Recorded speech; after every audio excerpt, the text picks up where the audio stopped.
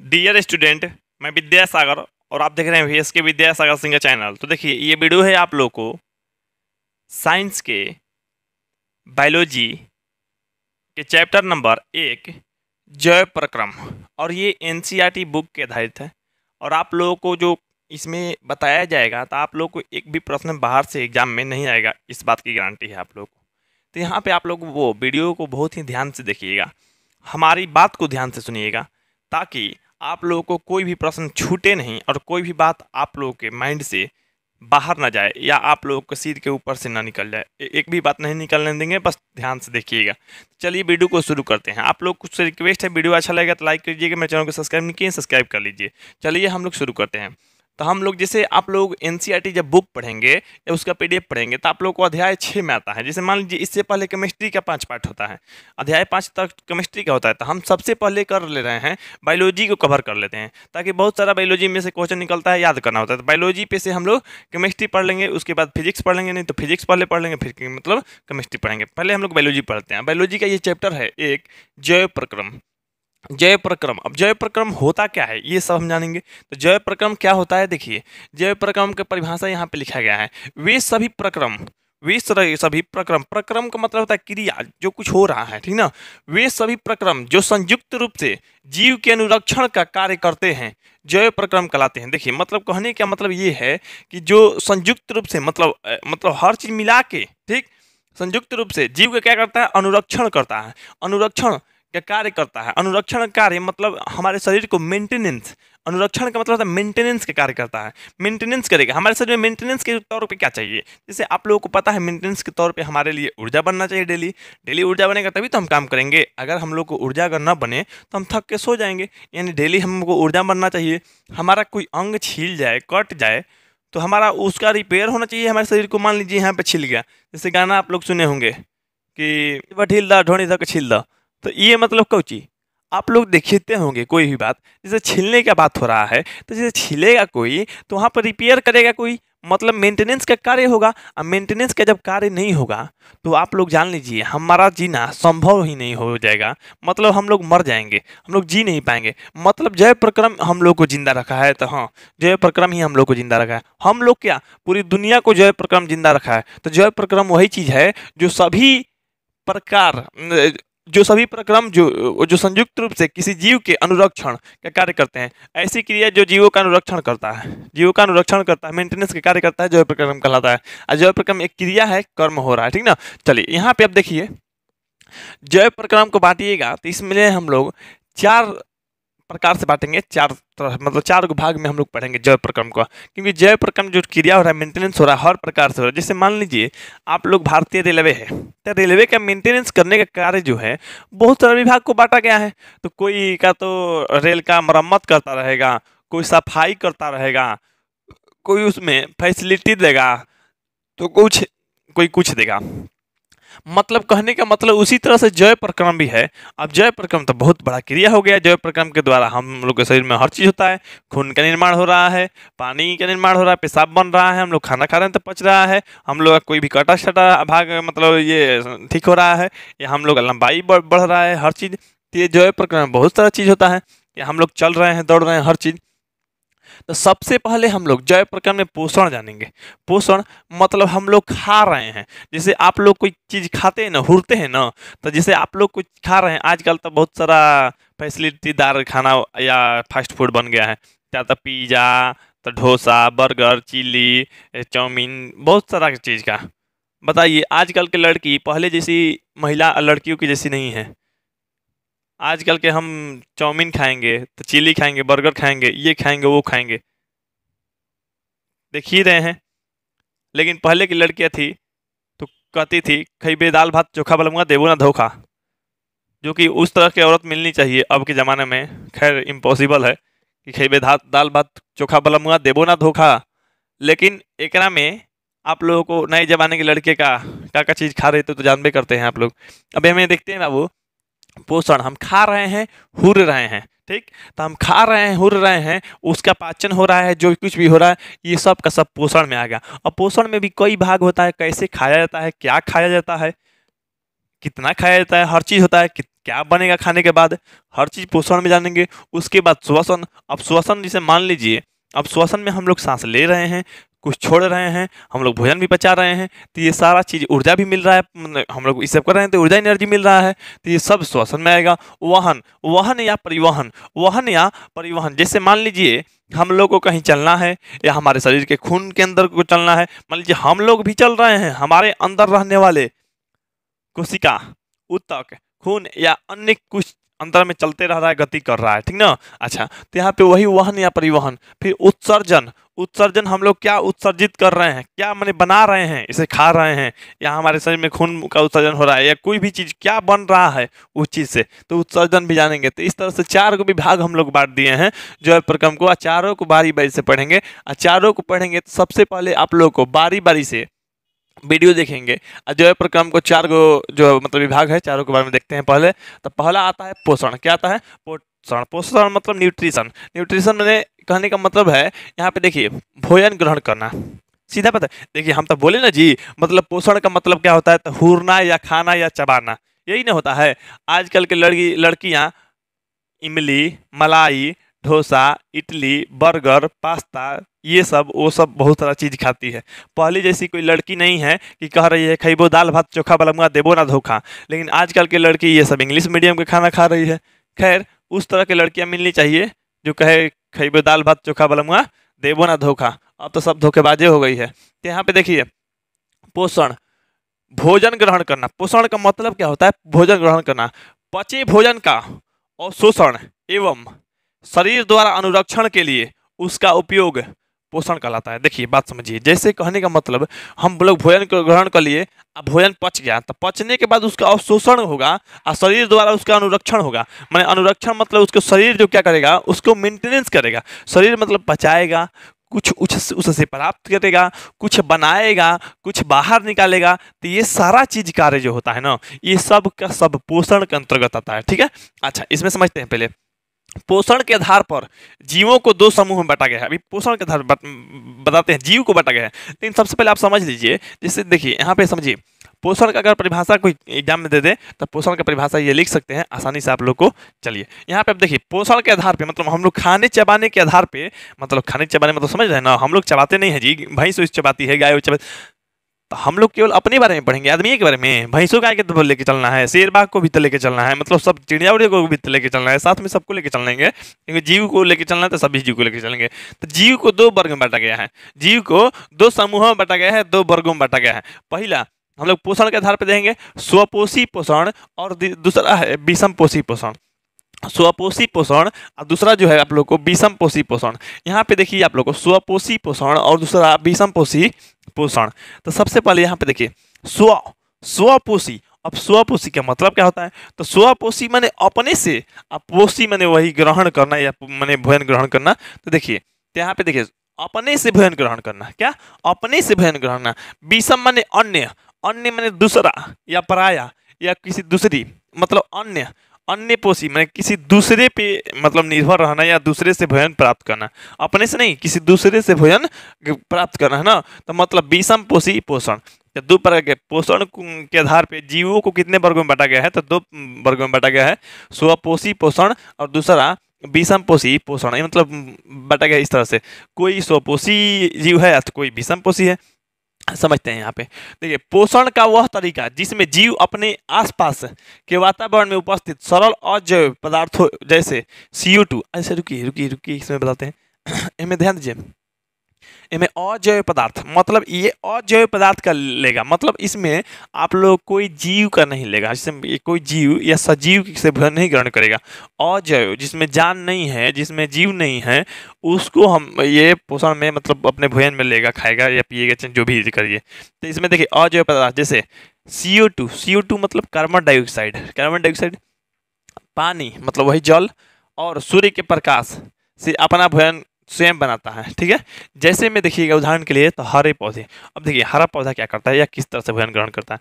हरे पौधे की जो पत्ता होता है, पत्तियों में पाया जाता है क्लोरोफिल पाया जाता है। तो आप लोग ये बात समझ लीजिए, प्रकाश संश्लेषण करने के लिए 4 गो चीज आवश्यक है। कितने? 4 गो। एक तो सूर्य का प्रकाश, दूसरा कार्बन डाइऑक्साइड, तीसरा जल और चौथा जो है आप लोग को सूर्य के प्रकाश। ठीक, अब देखिए तो यहाँ पे आप लोगों को जैसे सूर्य का प्रकाश सूर्य से मिल जाएगा ना, तो सूर्य के प्रकाश मिल गया।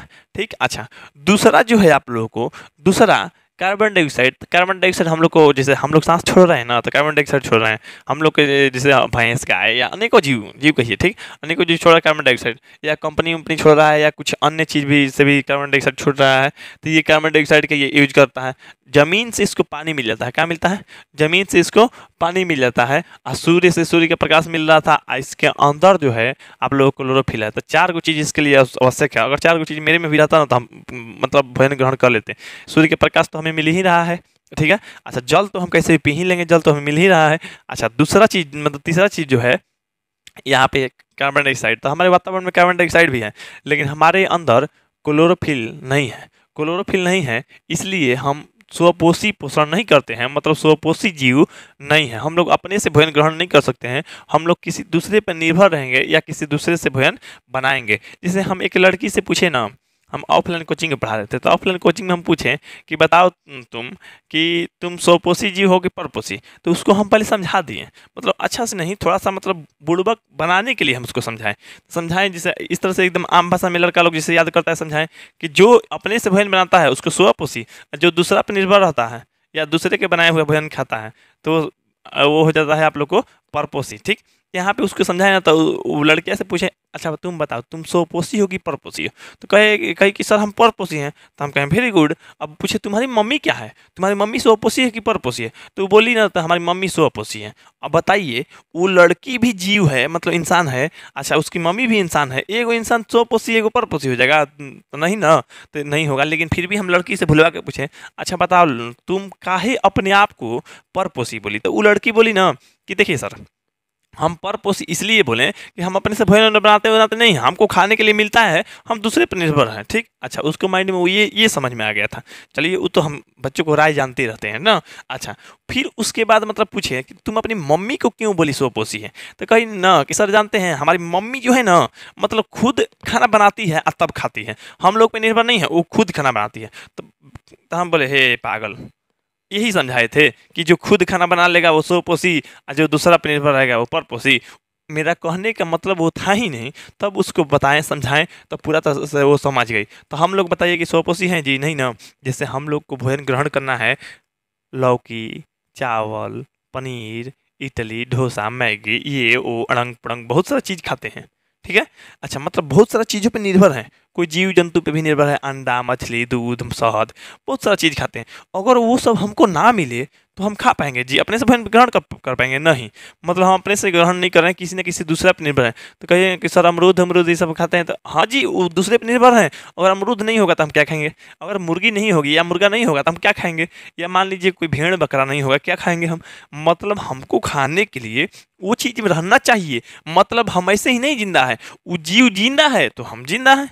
यानी कहने का मतलब जो है हम लोग अपने से भोजन बना ही नहीं रहे हैं, हम लोग दूसरे पर निर्भर हैं। अच्छा अब विषम पोषी में देखिए तो हम लोग स्वपोषी हैं कि नहीं, तो नहीं है। ठीक, ये पेड़ पौधा ही होते हैं, ये हरे पेड़ पौधे। अब पेड़ पौधे में भी बताएंगे आप लोगों को, जैसे गोबर छत्ता और अमर बेल होता है। अब गोबर छत्ता और अमर बेल जो होता है वो हरा नहीं होता है, तो इसलिए स्वपोषी नहीं है, ठीक ना। अब ये आ गया विषम पोषी। विषम पोषी माने, अब देखिए विषम पोषी माने अपना पे निर्भर नहीं रहेगा, किसी न किसी दूसरा। विषम माने होता है अन्य, अन्य मतलब होता है दूसरा या पराया, तो आप वो दूसरा से मतलब भोजन ग्रहण करेगा या पोषण करेगा, ठीक ना। तो पोषण का वह तरीका जिसमें जीव अपना भोजन स्वयं नहीं बना सकता। अब देखिए कोई भी जीव है, अगर वो जीव अपना भोजन स्वयं नहीं बना रहा है, क्या नहीं कर रहा है, देखिए पोषण का वह तरीका जिसमें जीव अपना भोजन स्वयं नहीं बना सकता बल्कि अपने भोजन के लिए अन्य जीवों पर निर्भर होता है। उदाहरण के तौर पे मानव या अन्य जीव। मानव भी क्या करता है, अपना मतलब जैसे पोषण का वो तरीका जो है हम लोग का, मतलब पोषण माने खाने का तरीका या मतलब ग्रहण करने का तरीका, तो हम लोग अपने से ग्रहण कर रहे हैं जी, अपने से खा रहे हैं नहीं ना। हम लोग क्या कर रहे हैं, अपने से भोजन बना ले रहे हैं। अरे पागल आप लोग ये मत कहिए कुकिंग करना, इसे वो लड़की भी बोली थी मेरी मम्मी जो है ना मैंने हाउस वाइफ है, तो वो कुकिंग करती है, मैंने खाना पकाती है, अपने से बना रही है, अपने से रोटी बेल बेल के बना रही है, खा रही है, चाहे खिला रही है, तो खुद अपने पर निर्भर नहीं, वो रोटी या उसको सब्जी मिल रहा है उत्पादन होके, तब वो जी रही है। मतलब आपकी मम्मी भी उसी पे निर्भर है। अगर आप सब्जी नहीं ले जाकर दीजिएगा तो क्या अपने मम्मी आपसे ऐसा कला के बुम बुम के पेंसिल लेके बना लेंगे क्या? ऐसा थोड़ा होता है। चलिए, तो यहाँ पे मतलब जो है भोजन के लिए किसी दूसरा पे अगर निर्भर रहेगा तो वो विषम पोषी पोषण कहलाएगा। ठीक है, आगे बढ़ते हैं यहाँ पे विषम पोषी पोषण। अब देखिए, अब आप लोगों को जानना है स्वपोषी पोषण। क्या स्वपोषी पोषण जानना है? तो स्वपोषी पोषण जब जानना है तो स्वपोषी पोषण का परिभाषा देखिए क्या है। स्वपोषी पोषण हरे पौधे में तथा कुछ जीवाणुओं जो प्रकाश संश्लेषण कर सकते हैं में होता है। कुछ जीवाणु भी होता है, बैक्टीरिया वैक्टीरिया होता है, नीलहरित शैवाल जो होता है, ये सब क्या करते हैं मतलब ये अपने से भी भोजन ग्रहण कर लेते हैं। तो वो सारे मतलब जीव में भी हो जाते हैं, उस सारे जीव में जो मैंने सूर्य के प्रकाश को से मैंने कर सकते हैं भोजन बना पाते हैं। कुछ जीवाणु होता है, बैक्टीरिया होता है, इंग्लिश में इसको बैक्टीरिया, हिंदी में जीवाणु कहते हैं। तो कुछ जीवाणु भी हैं जो कि बना सकते हैं। स्वपोषी पोषण हरा पौधा ज़्यादा बनाता है। अब दो गो का बात किए ना आप लोग को, एगो अमर बेल, अमर बेल समझते हैं? अच्छा नहीं समझते, हम बताते हैं।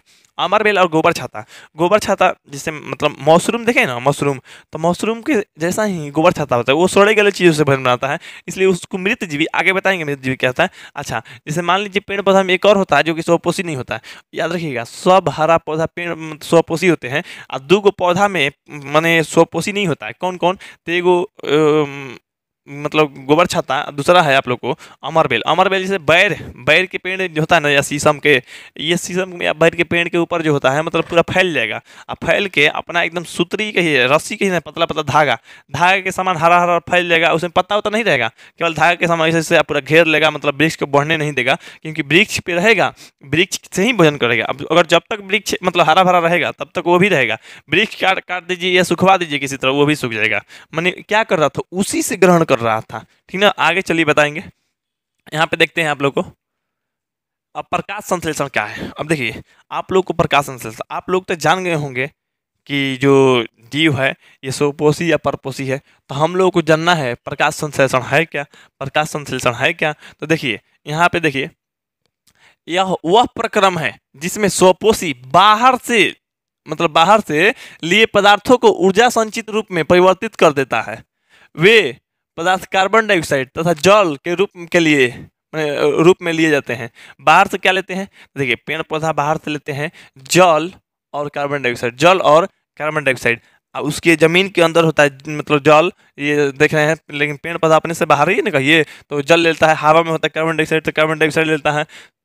सूर्य के प्रकाश तो ले ही रहा है, तो इसमें शुरू में बोल दिए हैं आप लोग को, तो सूर्य का प्रकाश, ठीक ना, सूर्य का प्रकाश जरूरी है। अच्छा, उसके बाद आप लोग को उस पेड़ पौधा के अंदर ही होता है क्लोरोफिल, ये सब लेकर सूर्य के प्रकाश तथा क्लोरोफिल की उपस्थिति में कार्बोहाइड्रेट में परिवर्तित कर देते हैं। देखिए, चार कुछ चीज़ें इसमें जरूरी है कि नहीं, देखिए कौन कौन जरूरी है।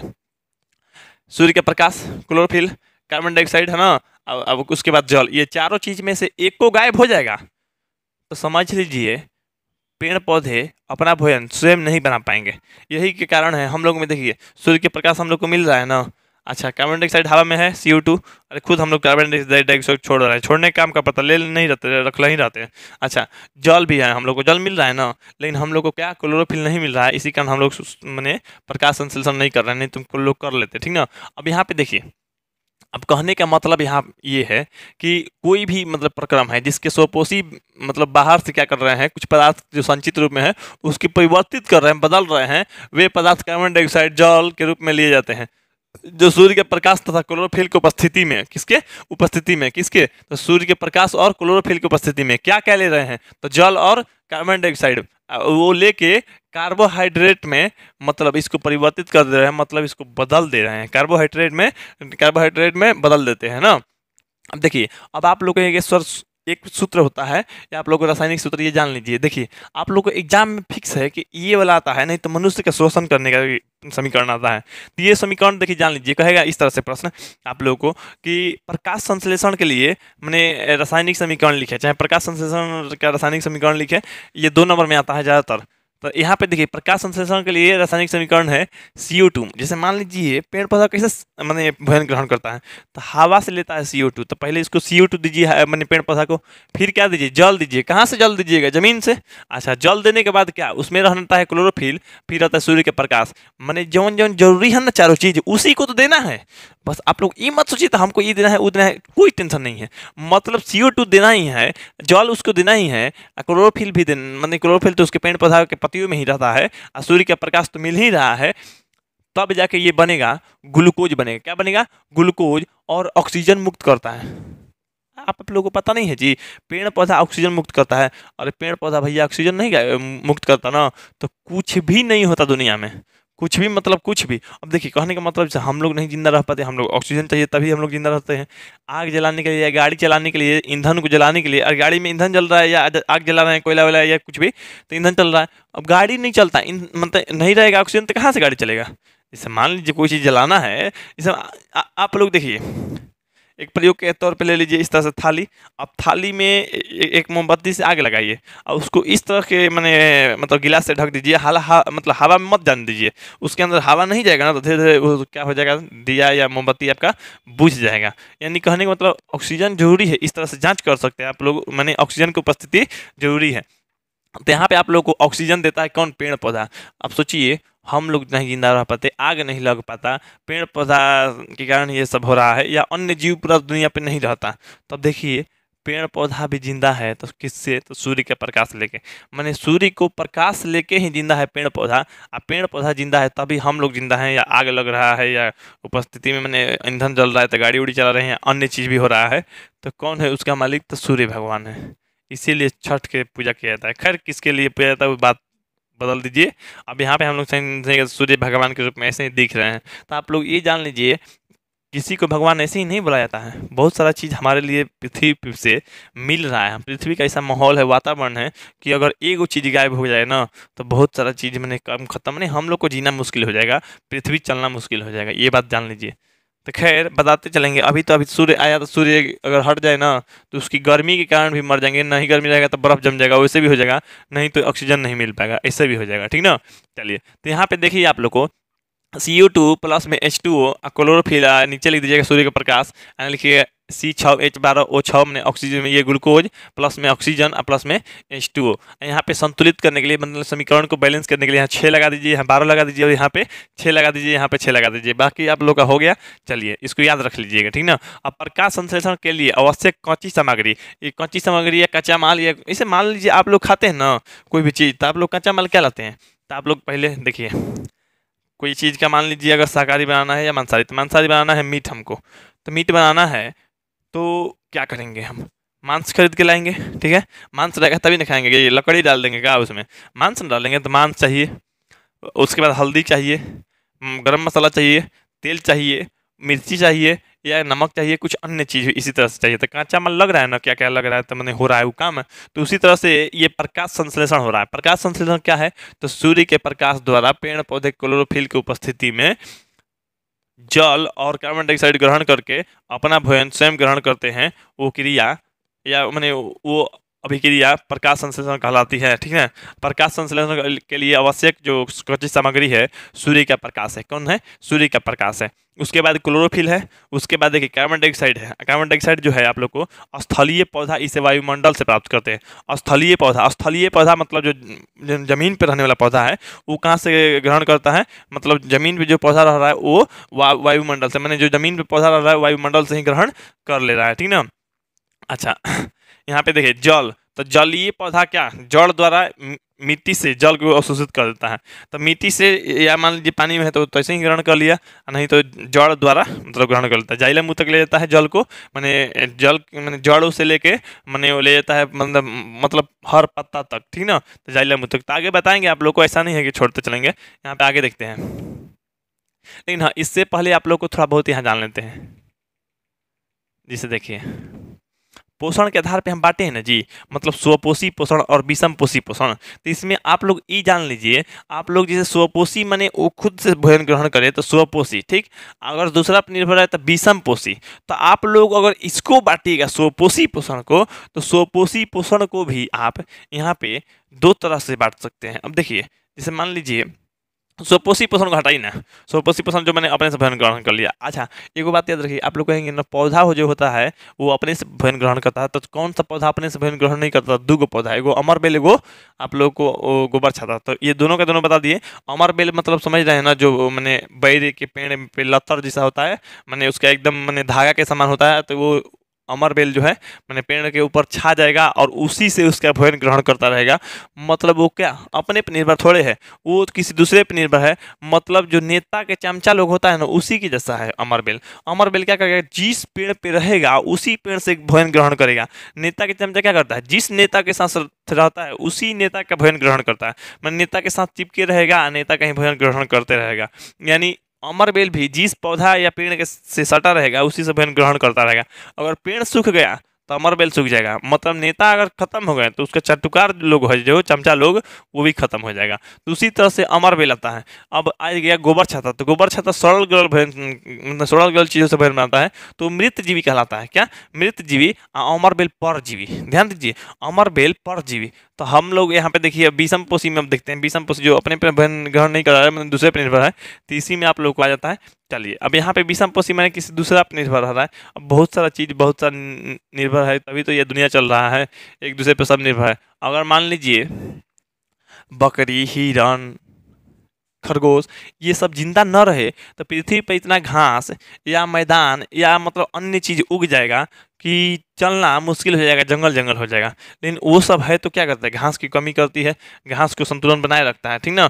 यानी कहने का मतलब घास का संतुलन बकरी या हिरण या खरगोश या कुछ अन्य चीज बना रहा है। ठीक, तो वो लोग को मार के अगर बकरी मान लीजिए रहे या मान लीजिए हिरण ही रहे, तब हिरण रहे तो हिरण तो बहुत ज़्यादा संख्या में हो जाएगा, लाखों करोड़ों साल में।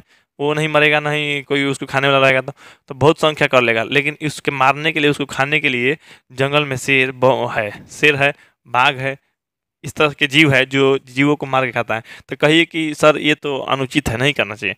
देखिए बिल्कुल करना चाहिए, बिल्कुल उन लोग को मार के खाना चाहिए। लेकिन आप लोग तो पाप करेंगे, हम लोग तो बर्बाद न कर ले रहे हैं। जनसंख्या हम लोग का बहुत अधिक हो गया। हम लोग खाएंगे जंगल के जीवों को मार के, तो जंगल के जीव हैं ही कितना, विलुप्त करवा देंगे हम लोग। तो यहाँ पे गलत बात है, आप लोग मार के खाइएगा। लेकिन ये बताइए, मतलब जीव जंगल में रहने वाला अपने आप को मैंने एक दूसरे को मारे या खाए तो अच्छा है? हाँ अच्छा है, वो उसका संतुलन बना हुआ है, संतुलन चल रहा है, वो प्रकृति ही बना के उसको भेजा है, उस तरह का माहौल चल रहा है। समझ गए? अगर हम लोग कौन होते हैं रोकने वाले? अगर बनाना ही होता तो भगवान लोग नहीं बनाता। तो नहीं खाना है चाहे खाना है जो भी। तो यहाँ पे देखिए हर चीज़ पॉसिबल है, हर चीज़, हर जीवों को जिंदा रहना जरूरी है। हम तो आज तक, मतलब आज तक नहीं, मैंने पहले की बात छोड़ी बचपन का, लेकिन इधर बहुत सालों से हम एक जीव की हत्या तक नहीं किए। क्यों? अब क्यों हत्या नहीं किए? अपने हाथ से, मतलब जैसे मान लीजिए मछली खाना होता है तो हम खा लेते हैं, अब बात अलग है वो खाना, लेकिन हम अपने हाथ से अगर बोलेगा तो हाथ से किसी भी जीव को मतलब मारे नहीं है। हाँ, यहाँ तक बहुत सारे जीवों को संरक्षण दिए हैं, बचाए भी हैं। गेहूं सांप है या कुछ माने विषधर सांप, मतलब हम बचाए हुए हैं, वैसा वैसा सांपों को बचाए हुए हैं, बहुत सारे जीवों को बचाए हुए हैं। एक लड़का था मेरे कोचिंग में। अब मेरे कोचिंग में एगो छिपकली रहती है, हमेशा हमेशा एगो छिपकली रहती है, रखना चाहते हैं हम रखना चाहते हैं। ठीक, वो छिपकलिया को लड़का मारने जाने लगा, तो हम मार देते हैं उसको, मार के फेंक देते हैं। ई करना लड़की लोग को नहीं होता है, देखिए टाई टाई कॉकरोच मनी गजब के लड़की लोग है, छोटा छोटा जीव को देख के चिल्लाने लगती है झूठ मूठ का। तो मम्मी कॉकरेजा, ये फिल्म चल रहा है जी, रियल लाइफ में रहना चाहिए। ये लोग को रानी लक्ष्मीबाई लिखा गर्दन धड़ से उतार देंगे ज़्यादा बोलेगा तो। लड़की को मजबूत रहना चाहिए, डरने लगती है झूठ मूठ के। तो वो छिपकली देख के डर गई। अब छिपकली देख के डर गई तो एक लड़का गया मारने के लिए। अब वो चालाक बन रहा था। हम बोले बाबू बैठो, वो छिपकली हमारे लिए बहुत फायदेमंद है। अगर छिपकली नहीं रहेगी ना, तो हम बता रहे हैं, एक बार छिपकली नहीं थी, कुछ मंथ के लिए गायब हो गई थी इसमें से, मैंने वो या उसकी जो भी प्रजाति की है, मैंने कोई छिपकली ही नहीं रहती थी। तो उस वक्त हमारे कोचिंग में बहुत सारा ये लगता था, मतलब जो ये होता है ना, मतलब क्या कहलाता है, मतलब जैसे मकरा लोग जाल बना देता है, मकरा का जाल कहिए या झोल कहिए ना, तो मकरा का जाल या झोल लग जाता था। लेकिन जब छिपकली रहती है ना, तो ये सब पॉसिबल ही नहीं है, सब मार के खा जाती है। तो आप लोग कोई भी जीव को उतना मारने की कोशिश मत कीजिए, उसको बचाने की कोशिश कीजिए। सब जीव एक दूसरे को खा खा के जी रहा है। जैसे मान लीजिए, अगर आप लोग सोच रहे हैं ना कि फितिंगा, जैसे टिड्डा होता है, टिड्डा फितिंगा या ग्रास हॉपर, उसको हम लोग मार दें तो उसको मार दीजिएगा तो बहुत सारा नुकसान होगा। या मान लीजिए जो फसल होता है फसल का नुकसान होगा, आप कहिए कि सर उसको मारिए, उससे ज़्यादा फायदा फसल को नहीं, घाटा ही होता है, फायदा नहीं होता है। तो चलिए उसको मार देते हैं। अब उसको मार दीजिएगा तो बहुत सारा दिक्कत होगा। खैर मान लीजिए वो है तो चिड़िया, चिड़िया जो है, चिड़िया लोग क्या करती है उसको मार के खा लेती है। तो अब लोग बोलता है चिड़िया को मार के खा जाइए सर। अब चिड़िया को अगर मार के खाएंगे तो वो जो ग्रास हॉपर है, फितिंगा या टिड्डा कहिए, वो उसकी संख्या बढ़ जाएगी और फसल को बर्बाद कर देगा। तो हम लोग ना चिड़िया को मार सकते हैं और ना ही मतलब टिड्डा को मार सकते हैं। कहिए कि सर चूहा को मारिए, चूहा फसल में जो तो नुकसान करता है। तो देखिए चूहा नुकसान करता है लेकिन उसका कहीं ना कहीं फायदा भी है। तो कहिएगा सर सांप को मारिए। देखिए सांप जो होता है, चूहा नुकसान करता है मतलब फसल को, अब चूहा नुकसान करता है फसल को तो चूहा को खा जाता है सांप, तो सांप आपका फसल का बचा दिया। तो इस तरह से कहने का मतलब है प्रकृति में हम लोग को हर जीव को रखना आवश्यक है। हर जीव एक दूसरे से जुड़ा हुआ है और कहीं ना कहीं वो फायदा ही करा रहा है प्रकृति को। हम लोग केवल नुकसान करा रहे हैं, सिर्फ और सिर्फ मनुष्य नुकसान करा रहा है। मनुष्य सोचिए, अन्य जीव को मारने की कोशिश मत कीजिए। खैर मनुष्य को भी मत मारिए, हम नहीं कहेंगे तो मार दीजिए मनुष्य को। ऐसा बात सब लोग अपने मम्मी पापा का प्यारा होता है। जैसे आपके मम्मी पापा हैं वैसे हमारे मम्मी पापा हैं, या सभी लड़का के लिए है तो सब लोग का फैमिली है जी, ये सब गलत बात नहीं। देखिए यहाँ पे देखिए आप लोग प्रकाश संश्लेषण के लिए 4 गो चीज़ आवश्यक है तो जान लेंगे। अब यहाँ पे देखिए कह रहा है प्रकाश संश्लेषण के दौरान निम्नलिखित घटनाएं होती है। अब प्रकाश संश्लेषण होती है तो घटना होती है, जैसे मान लीजिए कोई चीज़ चलता है, चाहे कोई चीज़ हो रहा है तो निम्नलिखित घटना होती है। जैसे मान लीजिए चूरा मिल चलता है, तो चूरा मिल चलता है तो चूरा मिल चलने से क्या होता है, तो घटना ये होती है। तो चूरा मिल चलता है तो वहाँ पे गर्मी उत्पन्न होती है, क्योंकि वहाँ पे लोग ये भूसा झोंकता है या मशीन से झुकवाता है। तो भूसा झोंकेगा तो इस तरह से आग उसमें से निकलेगा गर्मी, और गर्मी से उसका जो दाना है, दाना मतलब चावल है, चावल नहीं ये तो धान का, धान जो होता है उसको गर्म करके, मतलब फुलाया हुआ धान होता है तो उसको भूंजता है लोग, मतलब भूंज के गर्म कर देता है और गर्म करके फिर मशीन में भेजता है वो लोग। तो बताइए वहाँ पे गर्मी पैदा हो रहा है, धुआं निकल रहा है, मतलब थोड़ा बहुत जो भी कहे प्रदूषण हो रहा है। खैर होना चाहिए, वो तो थोड़ा बहुत होना चाहिए। कंपनी को बंद कराइए, उतना छोटा छोटा चीज़ को मत देख रेख करिए। हाँ कोशिश यही करना है कि वो अच्छा से उसको जलाए ताकि ज़्यादा पोल्यूशन ना हो, ठीक। अच्छा अब यहाँ पे वो चीज़ हो रहा है, उसके साथ साथ में मतलब मशीन चल रहा है, धर धर धर धर धर धर धर धर धर धर धर धर धर ये सब बज रहा है, आवाज़ भी निकल रहा है।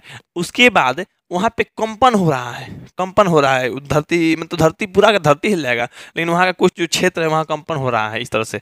तो यहाँ पे अनेकों घटना नहीं हो रहा है जी, क्या तो एक गर्म हो रहा है तो एक पोल्यूशन फैल रहा है, तो कहीं पे आवाज़ निकल रहा है, कहीं पे ध्वनि हो रहा है, तो कहीं पे कुछ हो रहा है, किसी का आकार आकृति बदल रहा है, धान से चूड़ा हो गया या जो भी हो गया, ठीक। तो यहाँ पे देख रहे हैं कि आप लोग अनेकों घटनाएं हो रही है वहाँ पे मिल चलने से।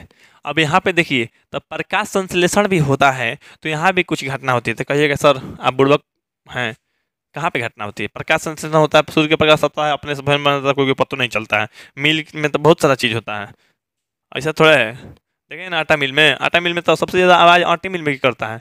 वहाँ पे मैं पट पट पट पट पट पट बजते रहता है, वो लोग मन नहीं कुटता है। तो खैर देखिए गाना सुने होंगे आटा मिल वाला कि तोरा ससुरा में ले हम 2 कट्ठा जमीन आऊँ हमें खुलाई, कैन कैसे धनकुटी के मशीन की आटा चक गया मशीन। चलिए देखिए अब यहाँ पे देखिए क्या घटना होती है, घटना समझिए। क्लोरोफिल द्वारा प्रकाश ऊर्जा को अवशोषित करना, क्लोरोफिल द्वारा प्रकाश ऊर्जा को अवशोषित करना, रुकिए, अवशोषित करना मतलब उसको खींचना, उसको ग्रहण करके अपना में छुपा लेना, अपना में डाल लेना, उसको अवशोषित करना कहा जाता है, माने खींच लेना। अब यहाँ पे क्लोरोफिल मतलब क्लोरोफिल के द्वारा, माने क्लोरोफिल सूर्य के जो अंदर माने सूर्य के प्रकाश आ रहा है तो सूर्य के प्रकाश को कौन खींच रहा है, तो क्लोरोफिल खींच रहा है। तो कहिए कि सर आप में क्लोरोफिल नहीं है का, तो नहीं बाबू मेरे में क्लोरोफिल नहीं है, नहीं तो हम क्लोरोफिल मेरे में रहता ना तो हम भी कहीं पे खड़ा हो जाते हैं, सूर्य के प्रकाश को खींच लेते हैं, अपना में अवशोषित कर लेते हैं और उससे हम भोजन बना लेते हैं। तो यहाँ पे क्या करता है पेड़ पौधा, तो वो क्लोरोफिल के द्वारा, माने उसमें क्लोरोफिल है तो क्लोरोफिल के द्वारा प्रकाश ऊर्जा को अवशोषित कर लिया, प्रकाश को अवशोषित कर लिया, खींच लिया, ठीक है, इतना काम हो गया। दूसरा काम क्या हो रहा है, तो प्रकाश ऊर्जा को रासायनिक ऊर्जा में रूपांतरित करना, मतलब देखिए प्रकाश ऊर्जा को रासायनिक ऊर्जा में रूपांतरण हो रहा है। जैसे सूर्य का प्रकाश आ रहा है तो कौन सा ऊर्जा है, प्रकाश ऊर्जा है। यहाँ पे हम लोग पेड़ पौधा अपना अंदर केमिकल बना के अंदर में कर लिया, और ऐसा तो है कि मैंने कुछ डंटा उंटा अंदर चल गया, ऐसा होता है थोड़े, मतलब इसे सूर्य के जो प्रकाश आ रहा है तो सूर्य के प्रकाश अब प्रकाश अंदर पेड़ पौधा में न चला गया जी, तभी ना भोजन बन रहा है। तो पेड़ पौधा में गया है तो किस रूप में गया है, तो वो प्रकाश ऊर्जा के रूप में, ऊर्जा होता है। और ऊर्जा आप लोग 9th क्लास में ही पढ़े होंगे, तो ऊर्जा कभी न नष्ट होता है ना कभी बनाया जाता है। ऊर्जा एक रूप से दूसरा रूप में परिवर्तन होता है या परिवर्तित होती है। तो यहाँ पे देखिए परिवर्तित होती है या रूपांतरण हो गई। कहाँ पर रूपांतरण हो गई, किस ऊर्जा से किस ऊर्जा में, तो प्रकाश ऊर्जा से रासायनिक ऊर्जा में रूपांतरण हो गई। अब कहेगा ना प्रकाश ऊर्जा से रासायनिक ऊर्जा में कहाँ रूपांतरण होता है, तो प्रकाश ऊर्जा से रासायनिक ऊर्जा में रूपांतरण होता है जब प्रकाश संश्लेषण की घटना होती है। जब प्रकाश संश्लेषण की घटनाएं होती है तो वहां पे प्रकाश ऊर्जा से रासायनिक ऊर्जा में परिवर्तित होती है या रूपांतरण होता है। तथा जल अणुओं का हाइड्रोजन तथा ऑक्सीजन में अपघटन। अपघटन का मतलब होता है टूटना, अलग होना, टूटना या अलग होना, अपघटित होना, माने उसको यूज कर लेना, खत्म कर देना। तो यहाँ पे अपघटन होता है। तो यहाँ पे वो बदल रहा है तथा जल अणु जो है हाइड्रोजन और ऑक्सीजन बन रहा है। क्योंकि सर हाइड्रोजन और ऑक्सीजन बन रहा है, आप तो गजब गजब की बात कर रहे हैं। तो जल का सूत्र क्या होता है, तो जल का जो सूत्र होता है आप लोग को H2O होता है। क्या होता है आप लोग को, H2O होता है। तो आपको जो जल का सूत्र पता है, जल का सूत्र H2O होता है। तो जल का सूत्र जब H2O होता है तो यहाँ पे आप लोग देखे होंगे, तो यहाँ पे क्या हो रहा है, तो यहाँ पे देखिए इसको जल दिया गया है ना H2 दिया गया है, तो अब देखिए यहाँ पे अलग हो गया है। अब H2 यहाँ पे दिया गया है तो H2 से अलग हो गया, यहाँ पे हाइड्रोजन चला गया 12 गो है, तो इस तरह से मतलब अलग हुआ है। मतलब उसी तरह से प्रकाश संश्लेषण जब जल जो होता है, जल अपघटित होकर अलग होता है, तो यहाँ पे वही चीज़ तो लिखा गया है। देखिए ध्यान से, आप लोग को कोई नया बात नहीं लिखा गया है। प्रकाश संश्लेषण द्वारा रासायनिक ऊर्जा को मतलब प्रकाश ऊर्जा को रासायनिक ऊर्जा में रूपांतरित करना तथा जल अणुओं का हाइड्रोजन तथा ऑक्सीजन में अपघटन करना। ठीक है, अच्छा उसके बाद देखिए कार्बन डाइऑक्साइड का कार्बोहाइड्रेट में अपघटन अपचयन। देखिए ध्यान दीजिए, जल तो टूट के 2 बन गया, हाइड्रोजन और ऑक्सीजन बन गया। अच्छा 4 जरूरी है ना जी, देखिए यहाँ पे 4 जरूरी है सूर्य के माने प्रकाश संश्लेषण के लिए। तो देखिए क्लोरोफिल है तो एक क्या कर रहा है, ये तो पेड़ पौधा में जो उसमें है, जिस पेड़ पौधा में है उस सूर्य के प्रकाश को अवशोषित कर रहा है। ठीक, अच्छा सूर्य के प्रकाश को अवशोषित कर रहा है और फिर क्या हो रहा है, तो प्रकाश ऊर्जा से रासायनिक ऊर्जा में बदल जा रहा है। जल जो था उसको पानी को मैंने पेड़ पौधा को जल भी तो दे रहे हैं, जमीन से ले रहा है चाहे अपने हम लोग दे रहे हैं, तो वो जल टूट रहा है, हाइड्रोजन और ऑक्सीजन बन रहा है। ठीक है, यही ऑक्सीजन हम लोग को मिलेगा। अब सांस जब मतलब हम लोग लेंगे ना तो ये पेड़ पौधा छोड़ता है उस समय, तो पेड़ पौधा छोड़ता है, क्या छोड़ता है, ऑक्सीजन। अपने से अलग न कर दिया जी, देख लीजिए जल था लेकिन अब अलग करके ऑक्सीजन बना दिया, वही ऑक्सीजन अब हम लोग को देगा। उसके बाद कार्बन डाइऑक्साइड भी तो मिला था उसको, तो कार्बन डाइऑक्साइड पेड़ पौधा कार्बन डाइऑक्साइड लेता है, ग्रहण करता है। तो कार्बन डाइऑक्साइड का कार्बोहाइड्रेट में अपचयन, मतलब कार्बन डाइऑक्साइड मैंने CO2 है, CO2 तोड़ के मैंने कार्बोहाइड्रेट में बना दिया, चाहे उसका अपचयन कर दिया। अब यहाँ पे देखिए आगे बढ़ते हैं, यहाँ पे रंध्र। अब देखिए आप लोग को पता है कि पेड़ पौधे सांस लेते हैं, पेड़ पौधे श्वसन करते हैं, पेड़ पौधे एनर्जी प्राप्त करते हैं, ऊर्जा प्राप्त करते हैं, ऊर्जा ग्रहण करते हैं। तो अब ये बताइए हमको, जैसे पेड़ पौधा सांस ले रहा है या भोजन ग्रहण कर रहा है, तो वो भोजन ग्रहण करने के लिए, जैसे भोजन ग्रहण करने के लिए वो तो कुछ ना कुछ तो किया ही होगा। तो भोजन ग्रहण करने के लिए कुछ किया होगा और उसके लिए भी कुछ विशेष अंग होगा। हम जैसे भोजन ग्रहण करते हैं कहाँ से, मुंह से, सांस कहाँ से लेते हैं, नाक से, सुनते कहाँ से, कान से। तो हर चीज करने के लिए हमारे पास अंग है ना, तो पेड़ पौधा के पास भी अंग है क्या। मैंने आप लोग को सवाल बन रहा है कि नहीं, कि मान लीजिए सर कि पेड़ पौधा जब सांस लेता है या शोषण करता है तो किस अंग से करता है, तो देखिए वो अंग है रंध्र। क्या है, रंध्र। इसको इंग्लिश में स्टोमाटा कहते हैं। क्या कहते हैं, स्टोमाटा। तो देखिए पत्ती की सतह पर जो सूक्ष्म छिद्र होते हैं उन्हें रंध्र कहते हैं। देखिए पत्ती हो गया, मान लीजिए ये पत्ती हो गया, ठीक। अब ये पत्ती हो गया, अब पत्ती के सूक्ष्म, यहाँ पे पत्ती के सूक्ष्म छिद्र होता है। छिद्र माने इस तरह से, देखिए यहाँ से यहाँ ये छेद है, यहाँ से यहाँ क्या है, छिद्र है, तो ये रंध्र छिद्र कहा रहा है। तो यहाँ पे रुक जाइए, देखिए मान लीजिए रंध्र छिद्र हो गया। जैसे मान लीजिए एक पत्ता लेते हैं, पतई। अब पतई में देखते हैं कि मतलब बहुत ध्यान से देखिएगा, एकदम माइक्रोस्कोप से दिखाई देगा, सूक्ष्मदर्शी ले, तो वहाँ पे छेद रहता है, मैंने पूरा का पूरा छेद है, ये मत समझिए। तो पता ही रहता है कीड़ा मकोड़ा काट के इतना बड़ा छेद होता है, वो छेद आप लोग को दिखेगा नहीं, इतना छोटा छोटा छेद होता है। रंध्र का मतलब बहुत छोटा छोटा छेद होता है। तो पत्तियों में छेद होता है ना, तो पत्तियों में छेद होता है या सूक्ष्म छिद्र होते हैं, और वही छिद्रवा को रंध्र कहते हैं या स्टोमाटा कहते हैं। अब देखिए रंध्र के प्रमुख कार्य, अब रंध्र है तो इसका भी तो कुछ ना कोई काम है। तो रंध्र के प्रमुख कार्य देखिए, प्रकाश संश्लेषण के लिए गैसों का अधिकांश आदान प्रदान इन्हीं छिद्रों के द्वारा होता है। अब देखिए पेड़ पौधे जो होते हैं गैस के आदान प्रदान कर रहे हैं, जैसे हम लोग जीव हैं तो हम लोग क्या करते हैं, गैसों का आदान प्रदान करते हैं। हम लोग ऑक्सीजन लेते हैं और कार्बन डाइऑक्साइड छोड़ते हैं, तो हम लोग के लिए विशेष अंग है। जैसे हम लोग नाक से ऑक्सीजन ले रहे हैं तो नाक से या मुंह से मतलब ले रहे हैं, और नाक के मुंह से ही हम लोग ऑक्सीजन की जगह पे कार्बन डाइऑक्साइड छोड़ रहे हैं, मैंने ऑक्सीजन लेके कार्बन डाइऑक्साइड छोड़ रहे हैं। तो उसी तरह से पेड़ पौधा भी तो कार्बन डाइऑक्साइड ले रहा है, ऑक्सीजन छोड़ रहा है। तो इसके लिए मैंने सबसे अधिकांश जो गैसों का अधिकांश आदान प्रदान होता है इन्हीं रंध्रों द्वारा। इन्हीं रंध्रों को क्या कहा जाता है, स्टोमाटा कहा जाता है। क्या कहा जाता है, स्टोमाटा या रंध्र कहा जाता है। तो इन्हीं रंध्र के द्वारा होता है। यहाँ पे देखिए वाष्पो उत्सर्जन प्रक्रिया में जल माने जलवाष्प के रूप में रंध्र द्वारा निकल जाता है। रुकिए देखिए जैसे पेड़ पौधा हो गया तो पत्ता में हवा जाता है ना, तो कहाँ से, पत्ती से जाता है। तो पत्ती के ये रंध्र हो गया, मतलब ये पत्ता हो गया, उसमें रंध्र हो गया, छोटा सा छेद हो गया, रंध्र छेद। तो इसी द्वारा हवा माने हवा मतलब कौची, तो कार्बन डाइऑक्साइड अंदर प्रवेश कर रहा है, कार्बन डाइऑक्साइड ये ले लेता है, ठीक ना। अच्छा, और ऑक्सीजन हम लोग को छोड़ देता है इसी रंध्र द्वारा। हम लोग के नाक के बिल इतना बड़ा है, पेड़ उतना बड़ा बड़ा रहते हुए वो लोग के पत्ता में इतना छोटा छोटा छेद है, तो कहिए मत। और उसमें सोचिए लाखों करोड़ों अरबों खरबों नाक है उसका, खरबों में। हम लोग का नाक केवल एक ही है, उसमें 2 छिद्र होते हैं। सोचिए उसका अरबों खरबों नाक है, हम लोग का बहुत कम है, लेकिन उसके अंदर सबके नाक में छिद्र होता है, तो उसको रंध्र छिद्र कहलाता है। क्या कहलाता है, रंध्र छिद्र। आप लोग कह रहे हैं कि सर ये द्वार कोशिका क्या है, तो बताते हैं आप लोग, रुकिए। जैसे देखिए और इसका काम क्या है बताइए पहले। देखिए जैसे मान लीजिए गैस का आदान प्रदान कर रहा है, मैंने श्वसन करने की मदद कर रहा है, गैस अंदर ले जा रहा है, छोड़ रहा है, और कुछ करता है क्या सर, तो हाँ देखिए क्या करता है, वाष्पो उत्सर्जन करता है। जैसे मान लीजिए पेड़ पौधा में जल है, पानी है, तो पेड़ पौधा के देखते हैं पतैया सुखा जाता है।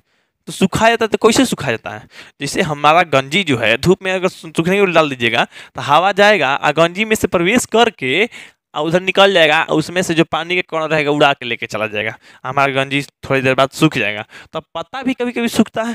तो पत्ता मैंने मान लीजिए पेड़ पे ही है, अब पेड़ पे भी सूख रहा है, अभी सटा हुआ है तब वो सूख रहा है, तो जान रहे हैं पानी छोड़ता है। पानी कैसे छोड़ता है, किस अंग से, तो यही आप लोग को रंध्र है, रंध्र के ही द्वारा इसी से पानी बाहर निकल जाता है। अब पानी धीरे धीरे उतना पता ही है, मान लीजिए हजारों या लाखों पता ही है, तो उसमें करोड़ों अरबों खरबों में उसका छिद्र है, और सब छिद्रवा से पानी निकल रहा है, और धीरे धीरे निकलते निकलते पेड़वा सूख जाता है, नहीं तो पतैया सूख जाता है, फिर नया पतैया आता है। तो आप लोग ये जान लीजिए पत्ता से पानी भी निकलता है, ये बात जान लीजिए, हकीकत है। इसीलिए थोड़ा ठंडक भी रहता है जंगल में या कहीं पेड़ों के नीचे धूप में रहेंगे तो इसलिए आप लोग को वहाँ पे क्या निकलता है, जल किस रूप में निकलता है, तो वाष्प के रूप में। क्या द्वारा, तो रंध्र के द्वारा निकल जाता है। किसके द्वारा, रंध्र के द्वारा निकलता है। तो कहेगा पेड़ों में गैसों का आदान प्रदान किसके द्वारा होता है, तो पत्तियों के रंध्र द्वारा, पत्तियों के रंध्र के द्वारा। फिर कोई प्रश्न पूछेगा कि पेड़ों में वाष्पोत्सर्जन की क्रिया किस अंग से होती है, तो पत्तियों के रंध्र द्वारा। किसके द्वारा होती है, वाष्पोत्सर्जन क्या है, देखिए लू में हम चलेंगे तो हमारे शरीर से पसीना आएगा, अब पसीने द्वारा पानी निकल जाएगा, निकल गया ना पानी। अब हम लोग का पानी निकल गया, उसी तरह से पेड़ पौधा का भी पानी सूखता है, तो किसके द्वारा सूखता है, तो यही आप लोग को रंध्र के द्वारा। किसके द्वारा, रंध्र द्वारा या रंध्र छिद्र द्वारा, है ना। अच्छा निकल जाती है। तो यहाँ पे अब देखिए ये इस तरह से हो गया। तब देखिए अधिचर्म कोशिका है, ये अधिचर्म माने ये सब अधिक ज्यादा रहता है, अधिचर्म कोशिका है। ये आप लोग को ये जो है सहायक कोशिका, इसकी मजबूती प्रदान के लिए सहायक कोशिका, ये दोनों को बातें बंद कर दीजिए, ठीक। अब बात करते हैं द्वार कोशिका और रंध्र कोशिका। देखिए जो डिटेल्स होगा आप लोग को इंपॉर्टेंट होगा, हम छोड़ेंगे नहीं, समझाएंगे। यहाँ पे देखिए आप लोग को द्वार कोशिका और रंध्र कोशिका, इसको तो स्टोमाटा कहा जाता है, स्टोमाटा होल, ठीक है। अच्छा इसको द्वार कोशिका का, द्वार माने होता है जैसे दरवाजा लोग होता है ना, मैंने दरवाजा पे जो खड़ा होता है भाला लेके, देखिए राजा की फिल्म में पहले भाला लेके ऐसे रहता था एगो उधर से, आज जब जाएंगे तो इसे हटाएगा, आप जाइएगा तो फिर लगा लेगा, मैंने रक्षक कहा जाता है। सॉरी रक्षक तो नहीं कहलाएगा, वो तो राजा का संरक्षण देता है, वो द्वारपाल कहलाएगा। क्या, द्वारपाल या मैंने द्वार पे रहने वाला गार्ड कहलाएगा। तो गार्ड, तो इसको गार्ड कहा जाता है, इसको सेल कहा जाता है। तो गार्ड सेल या मतलब ये होता है आप लोग को द्वार कोशिका। क्या, द्वार कोशिका। तो रुकिए कहेगा रंध्र छिद्र है, ये देखिए रंध्र छिद्र है, मतलब हम लोग का जैसे नाक है ना जी, तो हम लोग का जैसे नाक है, तो नाक का बिल हम लोग का खुला है, इसमें हवा जा रहा है आ रहा है, नहीं तो मान लीजिए कौन मशीन होता है तो बार बार ये बंद होता है, बार बार खुलता, बार बार बंद होता है, बार बार खुलता है, इस तरह से। अब बार बार बंद होगा खुलेगा तो कौन लड़कियों नहीं पटेगी, क्योंकि बार बार जनरेटर रख ले क्योंकि नाक कैसे कर, एक बार बार नाक खोलता बंद करता, तो लड़की पटबे नहीं करेगी। लेकिन अब इसमें देखिए रंध्र है, अब पेड़ पौधा से कोनो लड़की उड़की पटत हुई की ना, भाई कौन पेड़ पौधा से पटी, नाक बंद कर रहा है, नाक खोल रहा है। देखिए कौन खोलता है, कौन, तो द्वार कोशिका, द्वार कोशिका क्या नाम, मैंने जो गार्ड होता है, गार्ड सेल, तो गार्ड उसको खोलता है बंद करता है। तो यहाँ पे देखिए एक प्रश्न आप लोग ऑब्जेक्टिव में पूछता है, तो जो पत्तियों के रंध्र छिद्र को खोलता बंद करता है या रक्षा करता है, तो वो कौन है, तो वो द्वार कोशिका या मैंने गार्ड सेल है। अब देखिए क्या करेंगे, मतलब ये खुलता मैंने पिचकता और फूलता है, खुलता है, पिचकता है, फूलता है, इस तरह से सांस लेने में मदद करते रहता है। हमेशा ये बिजी रहता है बेचारा, हमेशा काम करते रहता है, ठीक ना। मतलब कहने का मतलब रंध्र जो कोशिका खोलने वाला कौन है, द्वार कोशिका या गार्ड सेल, कौन है, गार्ड सेल। ये बात आप लोग याद रखिएगा। तो यही आप लोग को है, तो खोलता है बंद करता है, ये मतलब ऐसे खोलेगा तो हवा अंदर जाएगा, फिर बंद करेगा, फिर एक बार बाहर निकलेगा, खोलेगा बाहर निकलेगा, इस तरह से हर पत्ती में होता है। हर पत्ती में मने हर पत्ती में कई सारा, माने एगो पतई में तो 1 लाख रंध्र होगा, माने छेद होगा, पतैया में छेद, आ छेदवा के अंदर इस तरह का रचना समझ लीजिए, इस तरह का रचना, माने छेदवों के अंदर खुलने बंद होने वाला सिस्टम लगा है। तो आगे समझते हैं हम लोग। रंध्र चित्र जो है, आप लोग चित्र के बारे में कह रहा है, रंध्र पत्ती की सतह पर सूक्ष्म मतलब छिद्र श्वसन गैसों के विनिमय वाष्पोत्सर्जन के लिए खुलते बंद होते हैं। वाष्पोत्सर्जन की क्रिया मैंने जो होती है, मैंने किस अंग के द्वारा होती है, तो रंध्र छिद्र के द्वारा होती है, ठीक ना। चलिए आगे बढ़ते हैं। यहाँ पे देखिए विषम पोषी, तो हम सबसे पहले यहाँ पे आप लोग को बताए थे, जैसे यहाँ पे तो हम बोले थे यहाँ पे आप लोग इसको छोड़ ही दीजिए, इसको जो है आप लोग छोड़ दीजिए। जैसे यहाँ पे बताए थे यहाँ पे पोषण को, तो स्वपोषी पोषण और विषम पोषी पोषण, तो यहाँ पे हम बताए थे आप लोग को स्वपोषी पोषण को छोड़ दीजिए, विषम पोषी पोषण को देखते हैं। तो स्वपोषी पोषण को हम छोड़ देते हैं, अब विषम पोषी पोषण को देखते हैं ध्यान से। तो यहाँ पे देखिए, तो सबसे पहले स्वपोषी पोषण को छोड़ दीजिए, विषम पोषी पोषण माने हेट्रोट्रॉफिक न्यूट्रिशन, ठीक। तो यहाँ पे देखिए ध्यान दीजिए, न्यूट्रिशन जो है आप लोगों को मतलब पोषण, अब विषम पोषी पोषण को हम लोग 3 वर्गों में बांट रहे हैं। प्राणी सम पोषण, अच्छा मतलब इसको हाइलोजोइक कहा जाता है, ठीक ना। अच्छा यहाँ पे देखिए मृत जीवी पोषण, क्या मृत जीवी मैंने सैप्रोफिटिक है ना, यहाँ पे परजीवी, परजीवी जो है पैरासिटिक। अब यहाँ पे समझिए समझिए एकदम समझाते हैं। जैसे देखिए विषम पोषी है माने अपने से भोजन ग्रहण नहीं कर रहा है, अपने से भोजन ग्रहण नहीं कर रहा है, तो किसी न किसी रूप से वो दूसरे पे निर्भर कर रहा है, मैं दूसरे पे निर्भर है भोजन के लिए, तो वो दूसरे पे निर्भर है, और दूसरे पे निर्भर है तो वो जीव जो होते हैं 3 भागों में बांटे गए हैं। कितने भागों में, 3 भागों में बांटे गए हैं। पहला भाग जो है आप लोग को प्राणी संपोषण, और दूसरा जो है मृत जीवी पोषण, प्राणी संपोषण और दूसरा जो है मृत जीवी पोषण, और तीसरा जो है आप लोग को परजीवी पोषण। अच्छा नाम सुनने से आ रहा है प्राणी संपोषण, माने प्राणी संपोषण माने सम माने बराबर, एक के जैसा भोजन करेगा, चाहे एक जैसा। हम लोग प्राणी संपोषण में आते हैं हम लोग इसमें, ठीक है। हम अरे भैया हम लोग अपने से तो भोजन बनाते नहीं हैं, तो हम लोग आएंगे विषम पोषी में। अब विषमो पोषी में 3 भाग है, तो ना ये में आते हैं ना इसमें आते हैं। जैसे देखिए मृत जीवी पोषण, जैसे मृत जीवी मतलब कहने का मतलब है सरल गलत चीज से भोजन बनाएंगे, सरल गलत चीज से, तो हम लोग सरल गलत चीज से भोजन बनाते हैं नहीं ना, तो हम लोग मृत जीवी नहीं है, अभी बताएंगे डिटेल्स में इसको। अब देखिए परजीवी पोषण, अब परजीवी माने उसी से चिपके रहेंगे, चिपक के भोजन ग्रहण करते रहेंगे। जैसे चिपके छिपकेली उसे चिपक जा तू कैसे न कैसे, ऐसे तो गाना है जी, है ना। जैसे चिपके दीवाल से ढेर दिन पाइलू हकार से, आज भर ढील द कैन कौची तो छील द। देखिए यहाँ पे समझिए, इसमें जीव संपूर्ण भोज्य पदार्थ का अंत ग्रहण करते हैं, संपूर्ण पूरा का पूरा अंत ग्रहण करते हैं, पूरा का पूरा खाते हैं, अंत ग्रहण में पूरा अंदर ले जाते हैं, ठीक ना। तथा उसका पाचन शरीर के अंदर होता है। अब शरीर के अंदर क्या होता है, पाचन होता है, शरीर के अंदर चला गया पाचन होता है। कोई भी हम भोजन चीज मैंने खाएं तो हमारे शरीर के अंदर क्या होगा, उसका पाचन होगा। जैसे अमीबा, अमीबा क्या है, अमीबा कुछ उत्पाद द्वारा भोजन ग्रहण करता है, ये बात जान लीजिए। एक भी प्रश्न छोड़ेंगे ही नहीं आप लोग को, अभी पकड़ लीजिए, बाद में आएगा तो हम कह लिए हैं। तो अमीबा मानव, मानव भी ये मतलब हम लोग भी इसी में आते हैं, प्राणी सम पोषण में आते हैं। लेकिन मृत जीवी सरल गलत चीज से भोजन कौन ग्रहण करता है, सरल गलत चीज तो बताते हैं। मृत जीवी अपना भोजन मृत जीवों माने सरल गलत चीज, सड़ा हुआ गला हुआ चीज से मृत जीवों के शरीर वह सड़े गले कार्बनिक पदार्थों से प्राप्त करते हैं, जैसे फफूंदी और कवक। रुकिए, फफूंदी और कवक, जैसे आप लोग लौकी या आम या केला या ये सब जो सड़ जाता है आप लोग फेंक देते हैं, तो फेंक देते हैं तो सफेद रंग का भुअरी टाइप के देखते हैं, भुअरी भुअरी कहिए या लोग उसको मैंने छोड़ा के खा भी जाता है। जैसे बता रहे हैं हम बचपन में थोड़ा बहुत खाए हैं। कौची कवक, कहिए सर कवक खाए थे आप गजब के इंसान हैं। नहीं जी, हम भी आप लोग के जैसा ही इंसान थे बचपन में। बचपन में नादान थे हम लोग को, दुकान पे जाते थे तो वो गीला वाला पावरोटी मिलता था। अब गीला वाला पावरोटी मिला तो गीला वाला पावरोटी के ऊपर जो पीला पीला पावरोटी नहीं रहता है, छोटा छोटा पावरोटी पीला रहता है, एकदम पीला रंग में होता है, मतलब ये कड़ा वाला नहीं, मैंने पावरोटी में। और पावरोटी पे जो गीला रहता था तो बरसात के दिनों में या ठंडी के दिनों में ज़्यादा बिकता था वो। और उसी दिनों में बेहुदा जानबूझ के वो सफ़ेद रंग का कवा कवा बैठ ही जाता था। और सफ़ेद रंग का कवा मतलब मिलता था। हम लोग 8 आना नहीं तो 1 रुपये के वो चीज़ लेके हम लोग उसको छोड़ा छोड़ा कैसे छोड़ा दिए, सफ़ेद लग रहा है बेकार, हम लोग छोड़ा देते थे, छोड़ा के तब हम लोग खा लेते थे। तो मतलब हम लोग क्या, तो हम लोग ये आप लोगों को कवक भी खाए हुए हैं। खैर कवक जो है सड़ा गलत चीज़ से ग्रहण करेगा। गोबर देखते होंगे वहाँ पे सफ़ेद सफ़ेद रंग पूरा होता है, या जो पटरा या मैंने जो लकड़ी होता है ना, उस वो बारिश में भिगा दीजिए, उस पर सफ़ेद सफ़ेद रंग उग जाएगा, तो वो वही होता है कवक। फफूंदी भी उसी टाइप का होता है। ठीक, चलिए अब यहाँ पे परजीवी पोषण होता है। क्या, परजीवी पोषण। अब परजीवी पोषण के बारे में हम लोग देखते हैं। परजीवी अन्य जीवों के शरीर के अंदर या बाहर रह कर नहीं, चिपक कर, कुछ चिपक कर हम कह रहे हैं, ध्यान दीजिए, उसको बिना मारे उससे अपना भोजन ग्रहण करते हैं। जैसे मान लीजिए उसको मारना भी नहीं है और उससे भोजन ग्रहण करना है, तो कैसे ग्रहण कीजिए, चिपकी के ना, चिपक के भोजन ग्रहण कर ले रहे हैं। जैसे अमर बेल है ना, जू फीता कृमि, जू फीता कृमि भी होता है। तो कृमि के कारण हथिया पाँव या ये होता है, हथिया पाँव या फलेरिया, फैलेरिया कहता है, या हथिया पाँव होता है। फैलेरिया और हथिया पाँव में एक ही अंतर है, आप लोग जान लीजिए। जैसे अंतर के तौर पे तो आप लोग अंदर की बात जानिए। अब ठीक होने के बाद अगर फैलेरिया हुआ, आप लोग जान गए, इलाज कराएंगे तो फैलेरिया ठीक हो जाएगा। ठीक, हथिया पाँव अगर जान गए हथिया पाँव हो गया, आप लोग इलाज कराएंगे तो कभी ठीक नहीं होगा। हाँ, उतना ही पे रोका जा सकता है, मतलब फलेरिया ठीक हो जाएगा जड़ से, लेकिन हथिया पाँव ठीक नहीं होगा। हथिया पाँव का रोकथाम कर सकते हैं। तो अगर किसी का हो भी गया तो समय रहते इलाज कराइए और दवा खाते रहिए, वो उतना पे ही रुका रहेगा, बढ़ेगा नहीं।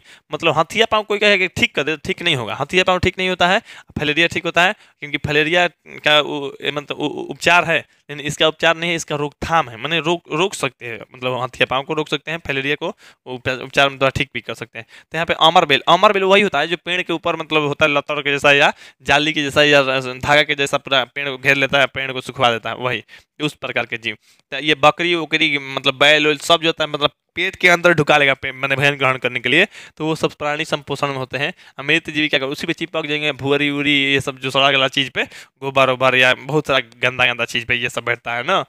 ठीक, अच्छा, परजीवी जो होता है वो उसी में चिपक के भोजन ग्रहण करता है। अमर बेल के जैसे जो बताए ना आप लोग को, धागे के जैसा रहेगा, तो ज़्यादा शीशम या बैर के पेड़ पे होता है, तो उस पेड़ों पे जब हरा भरा रहेगा ना पेड़वा, उसका रस चूसता रहेगा, जीता रहेगा। जैसे नेता के बताए ना, नेता के चमचा लोग होता है, उसी से नेता के पास रहेगा, घूमेगा चलेगा घूमेगा, उसी से भोजन ग्रहण करेगा। ठीक ना, यहाँ पे देखिए फीता कृमि भी। आगे देखते हैं आप लोग को अमीबा।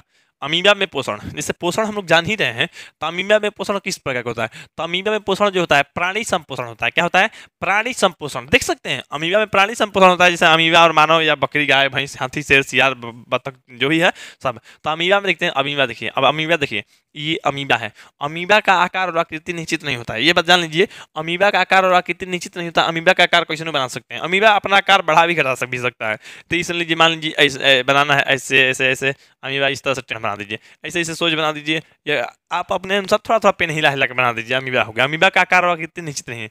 यहाँ देखिए खाद्य कण है, खाद्य कण है मैंने इसका खाना है, खाना यहाँ पर रखा गया है। अमीबा ये है, अब ये यहाँ पे ये है, इसको खाना खाना तो क्या करेगा, ये जानते हैं, यहाँ पे जगह बनाएगा, जगह माने गते तो इस भाग को फैलाएगा, फैला के लाएगा इसे, माने देख लीजिए बीच में जगह बना लिया, खाना वहीं का वहीं है, देख लीजिए खाना वहीं का वहीं है। इसको अपना मुंह बनाएगा, मुंह कहिए, क्या कहिए, मुंह, और नहीं तो कुटपाद कहिए, क्या कहिए, कुटपाद। मतलब जो अमीबा भोजन का अंतर्ग्रहण करता है, अंतर्ग्रहण में भोजन जो ग्रहण करता है अंदर ले जाता है कौची द्वारा, तो कौची बना के, कुटपाद बना के, तो कुटपाद या पदाभ भी कहा जाता है, पदाभ। तो ये इस तरह से मुंह बनाया, भोजन को अंदर कर लिया। अब धीरे से जानते क्या करेगा, मैंने इस धीरे सटा लेगा, क्या सटा लेगा, ये सटा कुटपाद बा, यहाँ भी कुटपाद है, यहाँ भी कुटपाद है, मन फोरवा कहिए, फोर इस चोक, अब धीरे धीरे सटा लेगा तो खाना क्या हो गया, बीच में आ गया, मैंने बंद हो गया। देखिए धीरे धीरे यहाँ पे बंद कर रहा है, अब धीरे धीरे बंद कर देगा तो खाना बीच में आ जाएगा, और खाना बीच में आएगा तो इसको पचा लेगा, क्या करेगा, पचा लेगा। अब पचाने के बाद ध्यान दो इसको क्या करेगा, इसी तरह से निकालेगा। मान लीजिए बैक में जाएगा ये खाना, अब जो बच जाएगा, जो पचेगा जो बच जाएगा उसको खोलेगा नहीं से मुँह और निकाल देगा। कितना अच्छा है जी, हम लोग वहीं से रहता तो बड़ा अच्छा रहता ना। कौन खाना मीट मछली बनता ए लावा क्वालिटी ढुका लिए जो खाएं तो खाएं, पचा तो पचा, नहीं तो आराम से ले खोल कर निकाल देंगे। ऐसे सिस्टम ही नहीं है, हम लोग 2-3 किलो डाल ही नहीं सकते हैं, 2-3 बाल्टी डाल ही नहीं सकते हैं। यानी हम लोग को खैर भोजन ग्रहण करने के लिए बहुत अच्छा तरीका है। अमीबा में देखिए अमीबा भोजन को अपने पदार्थ पदार्थ को कुटपाद भी कहता है। यहाँ पे देखिए, यहाँ में लिखा है पदार्थ या कुटपाद, कुटपाद की सहायता से घेर लेता है। घेर को चीज मैंने अंत ग्रहण करता है। ये प्रश्न कई बार दिया गया है, तो अमीबा भोजन का अंत ग्रहण किस अंक से करता है, तो ये कुटपाद के द्वारा होता है। खाद्य रिक्तिका, फिर खाद्य रिक्तिका बनेगा। अच्छा, खाद्य रिक्तिका में जटिल पदार्थ का विघटन सरल पदार्थों में किया जाता है। देखिए अब यहाँ पे देखिए कह रहा है, यहाँ पे खाद्य रिक्तिका, अब खाद्य रिक्तिका मैंने इसको घेर लिया, घेर लिया तो तोड़ेगा, तोड़ के मैंने सरल पदार्थ बना देगा। मैंने सरल पदार्थ में किया है, और सरल पदार्थ करके पचा लेगा, पचा के उसको बाहर निकालेगा। तो देखिए सरल पदार्थ के बाद क्या कर रहा है, पचा हुआ भोजन अपच कोशिका की सतह की ओर गति करता है। अपच कोशिका जो है उधर गति करेगा, इधर चला जाएगा। फिर ये पदार्थ शरीर से बाहर निष्कासित कर दिया जाता है। तो जो आप लोग को समझाएं वो लिखा गया है, आप लोग को हर चीज़ यहाँ पे देख सकते हैं। यहाँ पे देखिए पैरामीशियम में मतलब पोषण। अच्छा रुकिए, अगर आप लोगों को कहेगा एक कोशिकीय जीव के नाम, तो अमीबा, पैरामीशियम, शैवाल, ठीक। अमीबा और पैरामीशियम याद रखिएगा, अमीबा और पैरामीशियम। एक कोशिकीय जीव कौन सा है, एक कोशिकीय मैंने जिनका शरीर मात्र एक कोशिका का बना है, तो ये है आप लोगों को अमीबा। कौन है, अमीबा। ये सब अमीबा है। अमीबा का आकार कितने निश्चित नहीं होता है, तो अमीबा जो है एक कोशिकीय जीव है। अच्छा 3 गो होता है, बताते हैं आप लोग को, टेंशन मत लीजिए। एक होता है अमीबा, दूसरा होता है पैरामीशियम। पैरामीशियम का आकार चप्पल के जैसा होता है। क्या किसके तो जैसा होता है, चप्पल। तो देखिए यहाँ पे पैरामीशियम के भी दिखा रहे हैं आप लोग को।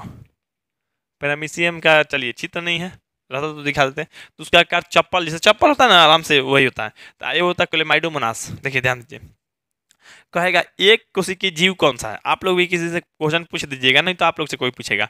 तो एक कोशिकीय जीव एगो है अमीबा, पैरामीशियम, क्लेमाइडोमोनास। 3 गो है अमीबा, पैरामीशियम, क्लेमाइडोमोनास, 3 गो है एक कोशिकीय जीव है। क्या है, एक कोशिकीय जीव है। दूसरी तरफ पैरामीशियम देखते हैं, तो पैरामीशियम में पोषण, तो यहाँ पे देखिए पैरामीशियम में पोषण जो होता है पछयाभ से होता है। क्या होता है, पछयाभ, माने कोशिका की पूरी तरह ढक लेते हैं, मतलब कोशिका की पूरी सतह ढक लेता है। पूरी सतह ढकेगा तो पछयाभ कराएगा। अब भोजन एक विशिष्ट स्थान से ही ग्रहण किया जाता है, एक विशिष्ट स्थान होता है। देखिए अब इसमें पैरामीशियम जो है पूरा भोजन को घेर लेता है तब भोजन करता है, लेकिन इसमें एक विशेष स्थान होता है। क्या होता है, विशिष्ट स्थान होता है। अब विशिष्ट स्थान से ग्रहण होता है, मैंने पैरामीशियम के अंदर जब भोजन करना है तो कोनो विशेष स्थान से अंदर मैंने ग्रहण करना है। लेकिन अगर आप लोग कहिएगा कि सर मान लीजिए यहाँ पे ये जो मतलब है, यहाँ पे ये मतलब हो गया ये मतलब अमीबा का भोजन यहाँ दिया गया है तब नहीं से घेर रहा है, अगर यहाँ दे तो घेर सकते हैं। तो हाँ बाबू देखो, अगर यहाँ पे ये भेंस के जैसे हम रख दिए यहाँ पे, अब यहाँ पे ये इस तरह से कुटपाद बनाएगा, इसको घेर लेगा। देखिए इस तरह से कुटपाद बनाता है, इस तरह से इसे घेर लेता है। मैंने कहने का मतलब है जैसे इसको घेरना है तो इस तरह से घेर लीजिए, आप बंद कर लीजिए, खाना अंदर में चला गया पचा लीजिए। यहाँ रखिएगा तो यहाँ कुटपाद बन जाएगा, यहाँ भी बन जाएगा। यहाँ मैंने चारों तरफ कुटपाद घेर लेगा अपना आते आते। जैसे यहाँ खाना है ना, तो खाना आके घेर लिया अपना, यहाँ खाना रहेगा तो ऐसे ऐसे ऐसे बना के अपना घेर लेगा, बंद कर लेगा। तो खाना अपना खाने के लिए शरीर के किसी भी अंग को, किसी भी स्थान को यूज कर सकते हैं, वहाँ उत्पाद बना सकता है, वहाँ कर सकता है। लेकिन पैरामीशियम में वहाँ नहीं है, मतलब इसके लिए विशिष्ट स्थान होता है। क्या होता है, विशिष्ट स्थान होता है, ठीक ना। चलिए यहाँ पे देखिए मनुष्य में पोषण, तो मनुष्य में पोषण जो है आप लोग को हम अगले वीडियो में लेकर आएंगे। यानी इसका जो पार्ट 2 आएगा, आप लोग को पार्ट 2 में हम बताएंगे मनुष्य क्या है अंतर्ग्रहण। माने मनुष्य लोग भी तो खाना खाता है, हम लोग मनुष्य हैं, मनुष्य लोग खाना खाता है, कैसे पचता है, कैसे निकलता है, क्या बनता है, क्या होता है, हर चीज़ बाबू बताएंगे आप लोग को। बस इसके जो अगला वीडियो आएगा, माने पार्ट 2 आएगा, उसमें आप लोग को बताएंगे। तो आप लोग से रिक्वेस्ट है कि पार्ट 2 में बने रहिए। आप लोग को एक आवश्यक सूचना है कि हमारे द्वारा 4 घंटा का लाइव क्लास चलाया जाता है, और 4 घंटा के लाइव क्लास चलाया जाता है, उसमें आप लोग को 80% रिजल्ट लाने के फुल गारंटी दी जाती है। तो मेरा नंबर आप लोग लिख लीजिए। मेरा नंबर जो है यहाँ पे हम लिख देते हैं आप लोग को। मेरा नंबर है आप लोग को 8340453964। तो इस नंबर पे आप लोग कांटेक्ट कीजिएगा। तो इस नंबर पे कांटेक्ट कीजिएगा तो अपना नाम, जिला का नाम, ये सब बताइएगा, तो आपको क्लास ज्वाइन करा दिया जाएगा। आपको क्लास ज्वाइन करा दिया जाएगा। इसमें 80% रिजल्ट की फुल गारंटी है मेरे द्वारा। अब इस क्लास में है क्या, इस क्लास में है क्या। लोगों को लगता है कि सर का हम क्लास ज्वाइन करते हैं तो क्या हमको मिलता है। तो आपको एक बात एक लाइन में बोलते हैं, कम समय में बेस्ट रिजल्ट मिलता है। ये बात जान लीजिए। अब खासियत बताते हैं उसका। 4 घंटा का लाइव क्लास है, 1 घंटा का डेली टेस्ट, 5 घंटा हो गया आप लोग को, 7 घंटा घर पे पढ़ने की रूटीन है, 12 घंटा हो गया, 5 और 7 12 हो गया। 12 घंटा पढ़िएगा तो 80% रिजल्ट फिक्स है, ये कोई भी कर सकता है। आप लोग को कम समय में हम उस तरह का माहौल बना देंगे, आप लोग पढ़िएगा और बेस्ट रिजल्ट कीजिएगा, ठीक ना। अब देखिए यहाँ पे आप लोग को पढ़िएगा तो हर चैप्टर का पीडीएफ मिलेगा, रंगीन पीडीएफ।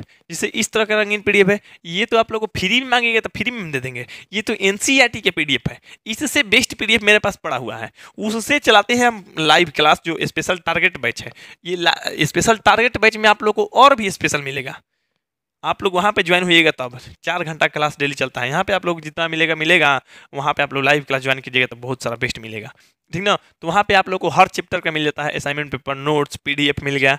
टेस्ट देने के लिए मिल ही रहा है, क्लास उतना अच्छा मिल रहा है, देर तक मिल रहा है, मेरा क्लास मिल रहा है, इसका मतलब आप लोग को सुनहरा ऑफर मिल रहा है, ठीक। इसके लिए आप लोग को 300 रुपया फी रखा गया है, जो कि बहुत ही कम पैसों में अच्छा नॉलेज देने के लिए हम तैयार हैं।